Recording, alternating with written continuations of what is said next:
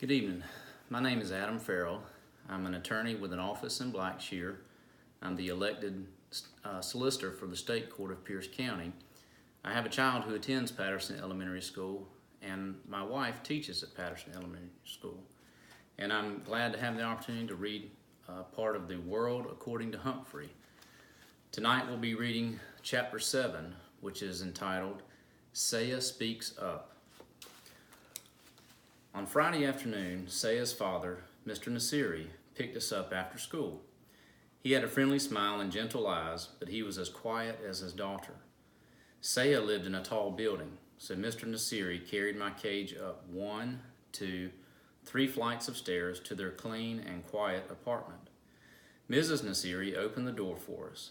She spoke to her husband and daughter, but I couldn't exactly understand what they were saying. "Hummy, hummy," a little voice called out. Saya's little brother, Derek, toddled toward the door to greet me.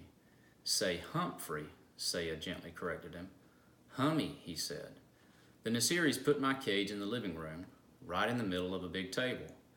Then they pulled up chairs so they could all sit and stare into my cage. It seemed as if they were waiting for something to happen, so I decided to give them a show. First, I spun on my wheel for a while. Then I climbed up the side of the cage and dived down into a pile of soft paper. They were obviously impressed with my performance as they talked quietly. The funny thing is, I couldn't understand a word they were saying. No wonder Saya got 100 on all her vocabulary tests. She and her family knew a lot more words than I did. They finally went to the kitchen to eat dinner. Later, while the rest of the family watched television, Saya's mother quietly sat by my cage watching me. She seemed nice. Eventually, it was bedtime for the Nasiris.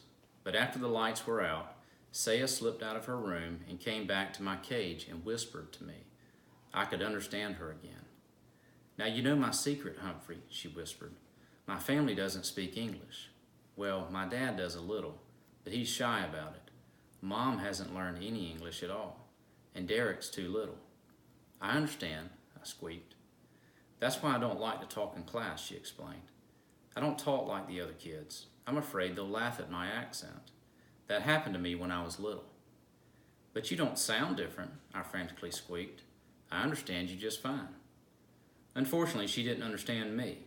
All she heard was squeak, squeak, squeak. I guess maybe I have an accent too. "But I have an idea that maybe you could help me teach Mom English," Saya continued. "Glad to help out if I can," I squeaked to her. "You're a real friend," Saya replied. See? She understood me after all. The next day I dozed until late afternoon when Saya led her mother back to my cage. "Humphrey only understands English, Mama," Saya said. "Speak English. Say Humphrey." Saya's mom looked a little frightened, but she tried. "Humphrey," she said. "Hummy," Derek cried as he raced into the room and climbed onto his mother's lap. "Say, hello, Humphrey," Saya gently instructed her mother. "Hello, Humphrey," Mrs. Nasiri said. I squeaked, "Hello," right back, and she broke into a huge smile. "Hello," she said. "Good job," I said.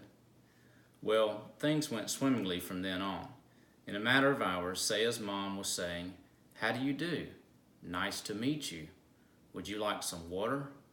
And I did. Thank you very much. Even when Saya and Derek left to go to the store with their father, Mrs. Nasiri kept on talking. I let her know I understood what she was saying by wiggling my whiskers and hanging by one paw from the top of my cage. "Good boy, Humphrey," she said. Saya and her father were amazed at Mrs. Nasiri's progress when they returned. The family spent the rest of the evening practicing English. First, Saya pretended to be a guest at the door. She went into the hall and knocked. Her mother opened the door. "Hello, Saya," she said. "Won't you come in?" Then Derek went out and knocked. Mrs. Nasiri opened the door and said, "Hello, Derek. Won't you come in?" He rushed in and toddled right over to the table, shouting, "Humphrey, Humphrey." Next, Saya convinced her dad to practice English with her mom. "What time is it?" asked Mrs. Nasiri. "What time is it?" Saya corrected her. Mrs. Nasiri got it right the second time. Then Dad looked at his watch. 7:15, he answered. Would you like some tea? Mrs. Nasiri asked. Yes, please. I would like some tea, Mr. Nasiri answered. Guess what? They had a tea party right on my table. As a reward for all their hard work, I spun my wheel as fast as my legs would go, and they all cheered. Later, after the lights were out, Saya slipped out of her room to talk to me again. Thank you, Humphrey, she whispered. My mom says she's ready to go to English class now, but I wish you were the teacher. So do I squeaked, and I meant it. There were more English lessons on Sunday, and Saya showed Derek how to clean out my cage. Suddenly, the boy began to giggle. Humphrey, poop, he yelled. His English was improving too. On Sunday nights, Saya gathered her family together again. I want to teach you the American song, she said. Then she opened her mouth and began to sing. Oh, say, can you see, by the dawn's early light. I stood up just like we do in the classroom when the Star-Spangled Banner is being sung. But I'd never heard it sung like that before. Saya had the most beautiful voice in the world. It was like a gentle breeze. No, like rippling waters. No, it was beautiful. If only our classmates in room 26 could hear her, which gave me the start of another idea. But I didn't have time to think much at all, because soon the whole family was singing the Star-Spangled Banner, and I squeaked right along with them, even on those high notes. When we got back to school on Monday morning, though, I was a little disappointed. Mrs. Brisbane asked Saya how things went over the weekend. Fine, said Saya, and nothing more. Like Miss Mack said, you can learn a lot about yourself by getting to know another species, but boy, sometimes it's a lot of work. That Monday, I sat in my cage worrying about Saya for quite a while before I dozed off. When I woke up, I noticed that room 26 had changed. The bulletin board was covered with brightly covered leaves. The tops of the chalkboards were lined with big paper witches, ghosts, and skeletons. Hanging from the light fixtures were black crepe paper bats. Then I looked to my right and gasped. A horrible, huge orange face with an evil grin was staring directly at me. I jumped back, my heart pounding. Hey, Humphrey, don't you like old Pumpkinhead? AJ whispered to me from his seat nearby. Look, Humphrey's scared of a little old jack-o'-lantern, Garth said. Scaredy cat, scaredy hamster. I stood up straight and looked as unscared as I possibly could. Quiet, Garth and AJ, said Mrs. Brisbane. Then she quickly returned to a math problem she was writing on the board. Suddenly, I noticed a little movement in the center of the room, a murmur, a change. I looked over and yes, Saya had her hand up. Everyone noticed it, except Mrs. Brisbane, who had her back to the rest of us. Mrs. Brisbane, Heidi called out. Without turning, the teacher said, Raise your hand, Heidi. Now Heidi had her hand raised as well as Saya.